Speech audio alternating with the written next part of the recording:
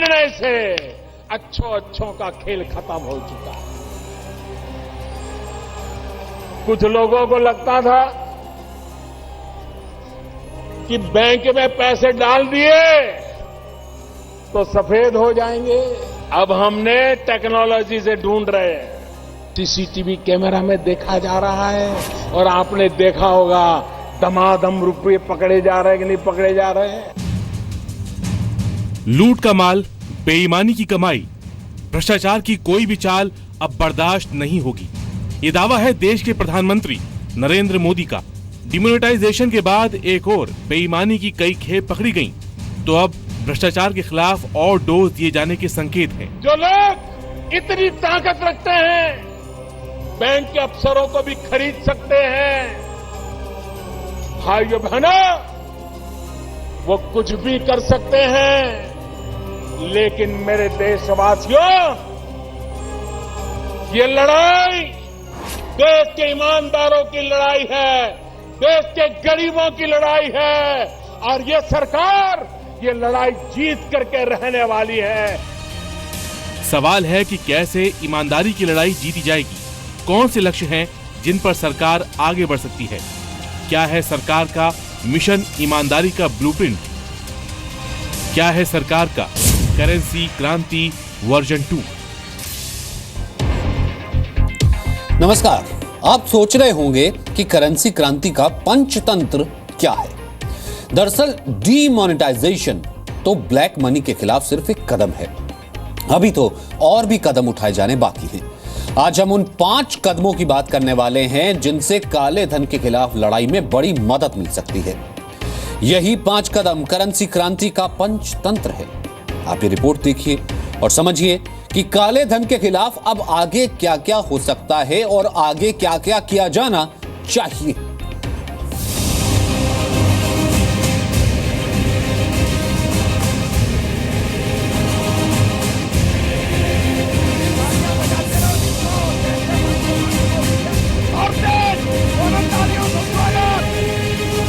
काले धन के खिलाफ लड़ाई आसान नहीं।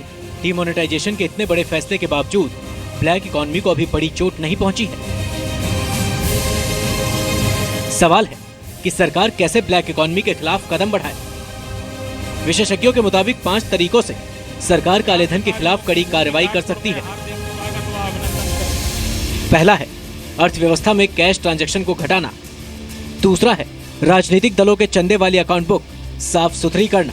तीसरा है भारत में सबसे ज्यादा पैसा बनाने वाले खेल क्रिकेट में सट्टेबाजी के जरिए होने वाले गोलमाल को ना होने देना। चौथा है शिक्षा माफिया को हराना। और 5वां है धार्मिक दान के रास्ते से ब्लैक मनी को वाइट करने के गोरख धंधे को बंद करना। आपने जो आशीर्वाद दिया है, इसको मैं शत नमन करता हूं। मुझे फिर एक बार भाइयों बहनों, मुझे बताइए, हाथ ऊपर करके बताइए, ईमानदारी की लड़ाई लड़नी चाहिए कि नहीं लड़नी चाहिए? काला धन के कुबेरों को सजा होनी चाहिए कि नहीं होनी चाहिए? देश का शुद्धिकरण होना चाहिए कि नहीं होना चाहिए? बेईमानी की संस्कृति के खिलाफ देश के शुद्धिकरण के लिए सरकार को हर पल सजग भी रहना होगा। इसीलिए डिमोनेटाइजेशन के बाद आरबीआई और वित्त मंत्रालय ने कैश डिपॉजिट और कैश निकालने को लेकर कई बार अपने नियमों में बदलाव किए। आरबीआई के नए नियमों के मुताबिक अब 30 दिसंबर तक पुराने 500 और 1000 के करेंसी नोटों से सिर्फ एक बार ही 5000 से ज्यादा रकम जमा कराई जा सकेगी। पुराने नोटों में 5000 रुपए से ज्यादा रकम जमा करने पर 2 बैंक अफसरों की मौजूदगी में ये भी बताना होगा कि ये रकम अब तक क्यों नहीं जमा हुई थी। ग्राहक और बैंक के बीच की ये बातचीत रिकॉर्ड में रखी जाएगी। एक खाते में एक से अधिक बार मिलाकर भी अगर 5000 रुपए से ज्यादा जमा किए गए तो भी बैंक अफसरों को वजह बतानी होगी। आरबीआई ने यह भी कहा है कि 5000 रुपए से ज्यादा की रकम सिर्फ उन्हीं खातों में जमा होगी जिनके केवाईसी पूरे हैं, और अगर केवाईसी पूरा नहीं है तो अधिकतम 50,000 रुपए ही जमा कराए जा सकेंगे। इस बीच वित्त मंत्रालय ने कहा है कि आरबीआई की ये नई गाइडलाइंस प्रधानमंत्री गरीब कल्याण योजना पर लागू नहीं होगी। ये ऑब्जर्वेशन में आया कि कुछ आदमी हैं जो पैसे जमा करा रहे हैं अपनी लीगल मनी, लेकिन एक साथ नहीं जमा करा रहे हैं। तो हम ये कह रहे हैं कि भाई आपके पास है तो आप एक साथ जमा करा दो ना, आप क्यों लंबी क्यों कर रहे हो? हालांकि आरबीआई की नई गाइडलाइंस को लेकर कुछ विपक्षी दलों की दलील है कि चूंकि बैंकों में धड़ाधड़ ब्लैक मनी जमा होकर लीगल हो रहा है, इसलिए ऐसे कदम उठाए जा रहे हैं। सारा काला धन को सफेद बनाया गया, सारे नकली नोट असली बन गए, क्योंकि जहां उन्होंने 15 लाख करोड़ रुपया के नोट समाप्त कर गए, अभी बैंकों में लगभग उतना ही पैसा वापस हो गया और डिपॉजिट कर गया। इसका मतलब मोदी जी की सौजन्य से काला धन सफेद और नकली नोट असली।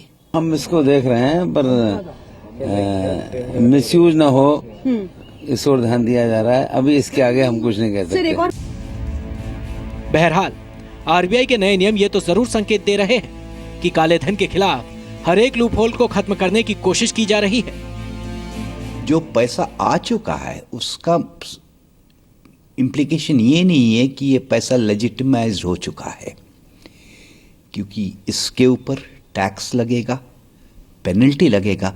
जहां तक मुझे मालूम है, सरकार की तरफ से किसी ने ये नहीं कहा कि टेस्ट ये है how much money does not come back, test ये है how much of black money comes back into the system. The money that has come in that also has a black component. सवाल है कि सरकार black money बनने की प्रक्रियाओं को कैसे खत्म करे। तो क्या विशेषज्ञ जिन 5 कदमों को जरूरी बता रहे हैं वो सरकार के अगले एजेंडे में शामिल होंगे? ब्यूरो रिपोर्ट, जी मीडिया। अब साथ ही साथ ये भी समझिए कि काला धन सिस्टम में इतने बड़े पैमाने पर क्यों मौजूद है। इसका एक सबसे बड़ा कारण है क्योंकि नकद के लेन देन का पुख्ता हिसाब किताब रखना मुमकिन नहीं है।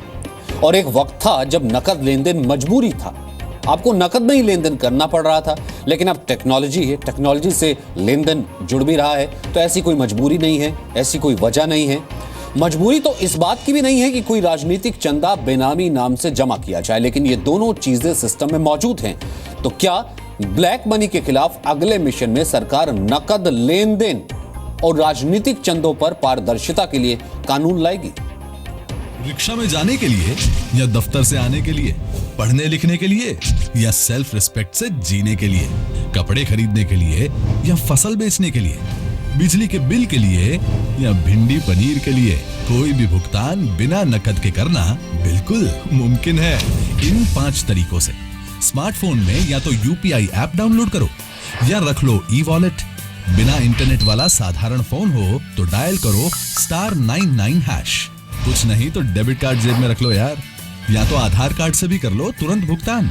इतना करते ही बन जाएगा आपका। सरकार लेस कैश अर्थव्यवस्था की ओर बढ़ना चाहती है। मेरे प्यारे देशवासियों, आज से ही संकल्प लीजिए कि आप स्वयं कैशलेस सोसाइटी। पहला लक्ष्य तो ये है कि डीमोनेटाइजेशन के बाद करेंसी क्राइसिस के असर को कम करना, लोगों को कठिनाइयों समस्याओं से मुक्त करने का अभियान, इसका नेतृत्व करना है।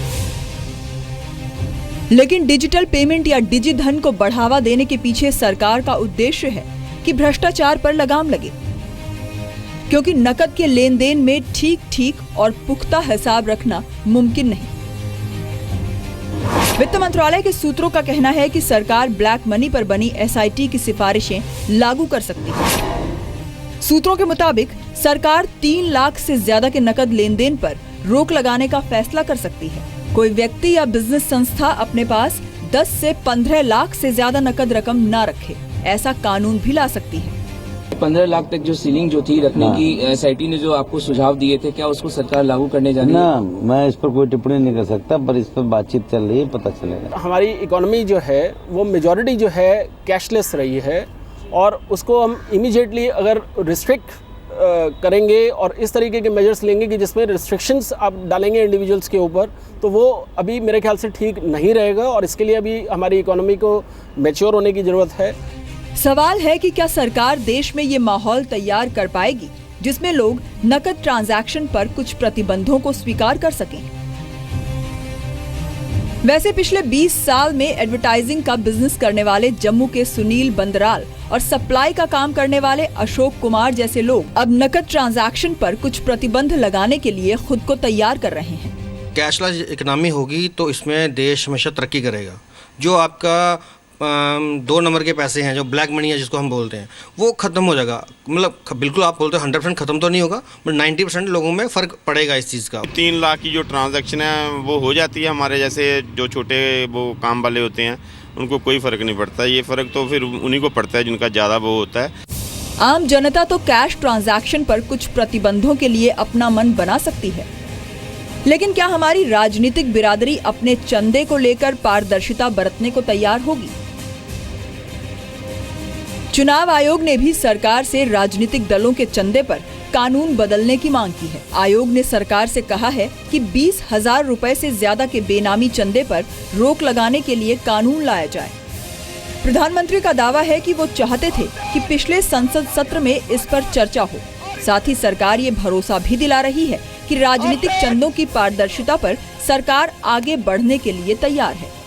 मैं इलेक्शन कमीशन से फिर से आग्रह करता हूं कि इस बात को आगे बढ़ाए, देश के राजनीतिक दलों पर दबाव पैदा करें, सबसे मिलकर के चर्चा करके करें, और हमारी सरकार जो फैसला होगा, जो जनता के हित में होगा, ईमानदारी के पक्ष में होगा, उसको तुरंत लागू करने के लिए प्रतिबद्ध है। ये मैं विश्वास दिलाना चाहता हूं। सुझाव दिया है ना केंद्र सरकार को कि भाई इसके लिए ऐसा ही नियम बनाइए और कानून में संशोधन करना पड़े तो संशोधन करिए। जहाँ तक हम लोगों की राय है ठीक ही अच्छा है। रुपया भी चंदा दिया जाए तो उसका डिटेल होना चाहिए। हम लोग इसके पक्षधर हैं। अब बीजेपी के लोग अपने को बचाने के लिए इस तरह का अमेंडमेंट और इस तरह का बात कर रहे हैं कि फंडिंग की बात है, टैक्स नहीं लगेगा। हमारा ये मानना है, हमारी पार्टी का ये मानना है कि जो सामान्य जो नियम जो लागू होते हैं औरों पर, वही पॉलिटिकल पार्टी पे भी लागू होने चाहिए। पिछले हफ्ते पुराने करेंसी नोटों से राजनीतिक चंदा लेने को लेकर हुए भ्रम के बाद राजनीतिक फंडिंग की पारदर्शिता का मामला फिर से गरमाया है। सरकार ने तो साफ कर दिया है कि राजनीतिक दलों के चंदे के लिए पुराने करेंसी नोटों को लेने की छूट नहीं है, लेकिन इस और तभी कोई ठोस नतीजा निकलेगा जब कोई कड़ा कानून बनेगा। पटना से ब्रजेश मिश्रा और जम्मू से राजू केरनी के साथ निवृत्ति मोहन, जी मीडिया, दिल्ली। भ्रष्टाचार का दीमक हमारी जड़ों को खोखला कर चुका है, इसलिए चाहे खेल का मैदान हो या पढ़ाई का क्षेत्र, यहां भी काला धन बनता है। काले धन पर बनी एसआईटी ने भी सट्टेबाजी और शिक्षा माफिया पर कार्रवाई की सिफारिश की थी। इसलिए अब जरूरी है कि सरकार इस दिशा में कोई कड़ा कानून लाए।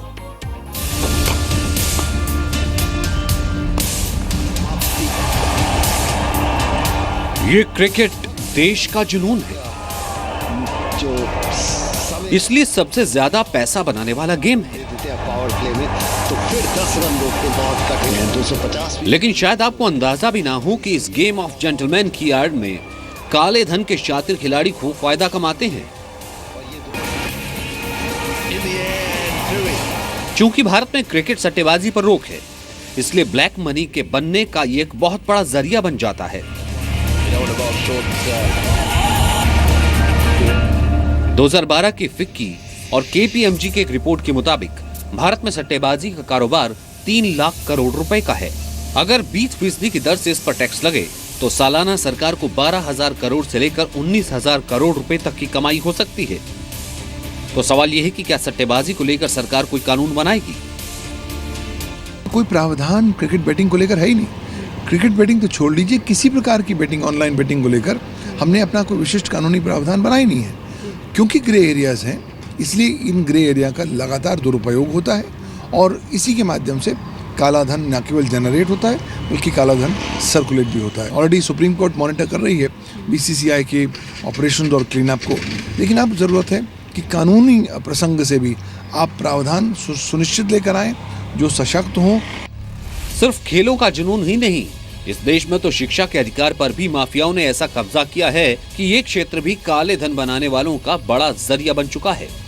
एसआईटी ने सरकार के सामने अपनी सिफारिशों के तौर पर कहा है कि कई स्कूल बड़े पैमाने पर नकद में डोनेशन लेते हैं, जिससे काला धन बनता है। लिहाजा इस पर रोक लगे और उल्लंघन करने वालों पर प्रिवेंशन ऑफ करप्शन एक्ट के तहत केस चले। Centre for research and prevention of computer crimes की 2014 की रिपोर्ट, शिक्षा क्षेत्र में हर साल 48,400 करोड़ रुपए की ब्लैक मनी बनती है। हर फॉर्म के ऊपर, हर पेरेंट्स के ऊपर आप टैपिंग तो कर नहीं सकते हो, राइट। तो ये भी मुश्किल मुझे लगता है, क्योंकि अगर इस पर एसआईटी भी बिठाई जाए और इसमें जांच भी की जाए तो भी मुश्किल है। मुझे नहीं लगता 100 में से 10 लोग पकड़ पाएंगे, बाकी तो ऐसे ही छूट जाएंगे, क्योंकि हर इंसान चाहता है हमारा बच्चा अच्छे से अच्छे इंस्टीट्यूशन में पढ़े, और ये इंस्टीट्यूशन को जो पैसा मिलता है डोनेशन के द्वारा, ये सब यही कार्यों में यूज़ होता है, इसे ही ब्लैक मनी कहते हैं। काला धन बनाना एक आदत का हिस्सा होता है और इस आदत को सिस्टम की चूक से मदद मिलती है। खेल से लेकर एजुकेशन तक हमारा सिस्टम भ्रष्ट की मदद करता है। ऐसे में काले धन के खिलाफ लड़ाई का भरोसा दिला रही सरकार के लिए जरूरी है कि वो इन दोनों क्षेत्रों में भ्रष्ट तंत्र को खोलने वाली खिड़की बंद करे। दिल्ली से निवृत्ति मोहन के साथ प्रसाद भूसिकर, जी मीडिया, हैदराबाद। आप सोचते होंगे कि सबसे पुण्य का काम धर्म कर्म है, लेकिन आप भी वाकिफ हो चुके होंगे कि धार्मिक रास्तों से करप्शन को बढ़ावा दिए जाने के कई मामले सामने आए हैं। काले धन पर बनी एसआईटी भी अघोषित कमाई से धार्मिक दान को देकर चिंता जता चुकी है। लिहाजा सरकार के लिए जरूरी है कि वो धार्मिक दान में पारदर्शिता के लिए कदम उठाए। मैं पत्रकारिता जगत से भी आग्रह करता हूं, मैं इंटेलेक्चुअल वर्ल्ड से भी आग्रह करता हूं, लिखने पढ़ने की ताकत वालों से भी आग्रह करता हूं। आप दुनिया को बताओ, अशिक्षा है, गरीबी है, उसके बावजूद भी 125 करोड़ का देश ईमानदारी की लड़ाई के लिए कष्ट झेलने के लिए तैयार हुआ है। ये दुनिया के लिए बहुत बड़ी खबर है। भरी जनसभा में प्रधानमंत्री नरेंद्र मोदी का ये बयान एक आत्मविश्वास का सबूत है। यकीन इस बात का कि काले धन के खिलाफ जो कार्रवाई हुई है उसके नतीजे अच्छे ही होंगे, भले अभी लंबी लंबी कतारों में खड़े आम लोगों को तकलीफ हो रही हो। प्रधानमंत्री ऐसा यकीन क्यों कर पा रहे हैं? कई वजहें हैं, लेकिन एक वजह ये है कि डीमोनेटाइजेशन के असर के तौर पर देश ने कुछ ऐसे चेहरे भी देखे हैं जिन पर अब भ्रष्ट होने का आरोप लगा है। ऐसा ही एक चेहरा है जे शेखर रेड्डी का। तमिलनाडु के इस कारोबारी के ठिकानों से अकूत दौलत मिली है। शेखर रेड्डी जांच एजेंसियों के छापों के पहले तक तिरुपति मंदिर बोर्ड का सदस्य था। सवाल ये कि क्या शेखर रेड्डी ने कभी धार्मिक बोर्ड का सदस्य होने की अपनी स्थिति का फायदा उठाया होगा? सवाल किसी एक शेखर रेड्डी का नहीं, दरअसल धर्म की आड़ में ब्लैक मनी के वारे न्यारे करने के आरोप नए नहीं हैं। धार्मिक दान के रास्ते गोरख धंधा होने की आशंका जताई जाती रही है। काले धन पर बनी एसआईटी के मुताबिक विभिन्न धार्मिक और चैरिटी संस्थाओं को बड़े पैमाने पर डोनेशन मिलती है। कोई चैरिटी पर सवाल नहीं उठा सकता, लेकिन ये चंदा सिर्फ घोषित आय के जरिए होना चाहिए और सिर्फ चेक के जरिए चंदा दिया जाना चाहिए। अगर कोई तोहफा या आभूषण भी दान में दिया जाता है तो भी चढ़ावा देने वाले का पैन नंबर जरूर होना चाहिए। जितने भी एनजीओज है, उनके धार्मिक संस्थाएं हैं, उनकी ऑडिट व्यवस्थित होनी चाहिए और उनकी स्क्रूटनी होनी चाहिए। सारी संस्थाओं की स्क्रूटनी होगी तो शायद काले धन पे शिकंजा लग सकता है। अगर इनकी स्क्रूटनी ये जो बाबू बैठे हैं वो अगर करेंगे नहीं तो उस पे शिकंजा लगाना मुश्किल है, खाली ये बातें रह जाएगी। बुनियादी सत्य एक है कि जो भारतीय मस्तिष्क है बहुत जुगाड़ू है। वो हर क्षेत्र में कहीं ना कहीं जुगाड़ ढूंढ लाता है कि मैं किस तरीके से इस क्षेत्र में काला धन उत्पन्न करूंगा, जनरेट करूंगा और उसको लोगों तक दूंगा भी। तो कहीं ना कहीं आपको एक राष्ट्रीय लेवल पर पॉलिसी बनानी पड़ेगी और उसको हर वर्टिकल में इम्प्लीमेंट करना पड़ेगा।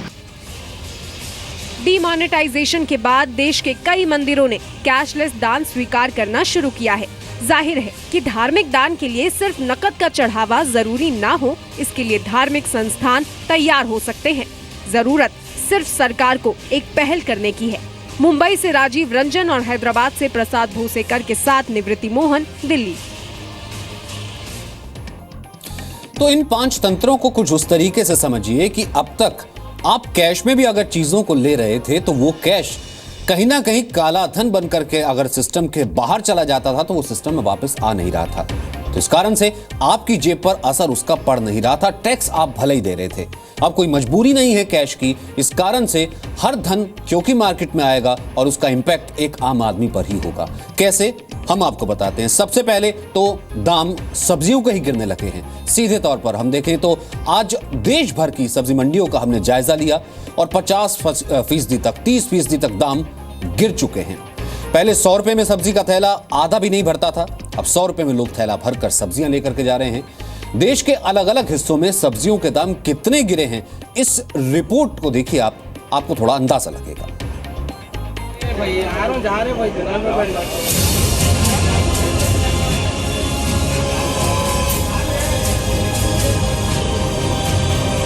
बहुत खुश है, सब्जियां ताजी और कम पैसे में मिल रही हैं, और क्या चाहिए हमको। हम लोग को तो सब चीज में फायदा है, हम लोग का कोई दिक्कत नहीं है। अगर रेट्स की बात की जाए तो रेट तो डेफिनेटली डाउन की तरफ ही जा रहे हैं। नहीं, बहुत सहूलियत हुई है और इतने दाम घट गए, अब तो ऐसा लगता है हरी सब्जी खूब खाओ। 50 दिन के बाद ये कठिनाइयां बढ़ना बंद कर देगी, बढ़ नहीं पाएगी, कठिनाइयां कम होने की शुरुआत हो जाएगी। ये मैंने पहले दिन कहा था। नहीं, कारोबार बिल्कुल नहीं चल रहा है यहाँ पे, नोट की वजह से कारोबार नहीं हो रहा। सरकारी तो ऑलरेडी सस्ती है, कारोबार बिल्कुल नहीं है, ये नोट की वजह से हो रहा। डिफरेंट बोले तो अभी तो ग्राहक तो उन लोग भी कम ही है, वहाँ अपना तो मुश्किल हो रहा है सर। नहीं, बहुत कम बिक्री हो रही है। ऐसा क्यों, क्या दिक्कत हो रही है? पैसे की वजह से ग्राहक ले ही नहीं राजी, पैसे है नहीं ग्राहक पर तो लेगा कहाँ से। मेरे देशवासियों ने ये जो कुछ भी सहा है, देश के उज्जवल भविष्य के लिए सहा है। नोटबंदी के बाद प्रधानमंत्री नरेंद्र मोदी ने देश से 50 दिन का वक्त मांगा था। इस वादे के साथ उनकी नोटबंदी का असर दिखना शुरू हो गया है। आज नोट बैन का 41वां दिन है, इसीलिए हमने देश के अलग अलग हिस्सों में लोगों से ये जाना कि क्या नोटबंदी से उनकी जिंदगी कुछ आसान हुई है, क्या महंगाई कम हो रही है। सबसे पहले आपको देश की राजधानी दिल्ली में सब्जियों की रेट लिस्ट दिखाते हैं। आप इस रेट लिस्ट से पूरे देश की तस्वीर समझ सकते हैं। 8 नवंबर यानी नोट बैन के फैसले से पहले दिल्ली में आलू के दाम 20 रुपए थे, जो अब 10 रुपए हो गए हैं। प्याज के दाम पहले 20 रुपए थे, जो बढ़े नहीं हैं। टमाटर जो पहले 40 रुपए किलो बिक रहा था, वो अब 15 रुपए किलो बिक रहा है, यानी आपकी जेब को सीधा 25 रुपए का फायदा। शिमला मिर्च 60 रुपए थी, अब 30 रुपए में बिक रही है। मटर पहले 50 रुपए का था, जो अब 20 रुपए का हो गया है। कुछ दाम तो काफी घट गए हैं। आलू पहले था 15.90, 16.90 और इस टाइम तो 9.90 है। अब आप सब्जियों के दाम घटने की वजह समझिए। पहली वजह, नोट बैन की वजह से कैश में कमी हो गई है, जिससे सब्जियों की बिक्री पर असर पड़ा है और दाम कम हो गए हैं। नोटबंदी के बाद एक तो फर्क ये पड़ा कि नोट अवेलेबिलिटी कम थी, लेकिन यहाँ पर अगर रेट्स की बात की जाए तो रेट तो डेफिनेटली डाउन की तरफ ही जा रहे हैं। दूसरी वजह, सब्जियों की बिक्री ज्यादातर कैश में होती है। नोट बैन के बाद लोगों को छुट्टे पैसे की दिक्कत आ रही है। ऐसे में सब्जियों की बिक्री कम होने से दुकानदार दाम घटाने को मजबूर हैं। पहले क्या है 2-4 रुपए बढ़ के था, अब क्या है 4 रुपए कम से बेच रहे हैं। पहले क्या है नोट का प्रॉब्लम आने से और बिल्कुल मार्केट डल चल रही, वो हिसाब से क्या है रेट बिल्कुल कम ही लगा के बेच रहे हैं। तीसरी वजह, इस साल अच्छी पैदावार होने से भी सब्जियों की सप्लाई ज्यादा है, जबकि मांग उतनी ही है, जिससे सब्जियां सस्ती मिल रही हैं। बहुत सारे चीज़ों में इन 40 दिन में हम लोग ऑब्जर्व कर रहे हैं कि करेक्शन की तरफ है, वो एक संतुलित प्राइस की तरफ बढ़ रहा है इकोनॉमी, और ये कहीं न कहीं कंज्यूमर पॉइंट ऑफ व्यू से अच्छा है। चौथी वजह, एक्सपर्ट्स का कहना है कि नोट बैन के बाद जमाखोर सब्जियों को जमा करने से बच रहे हैं। हर कोई जमा स्टॉक को निकालना चाहता है, जिस वजह से भी मार्केट में सब्जियों की सप्लाई पर्याप्त है।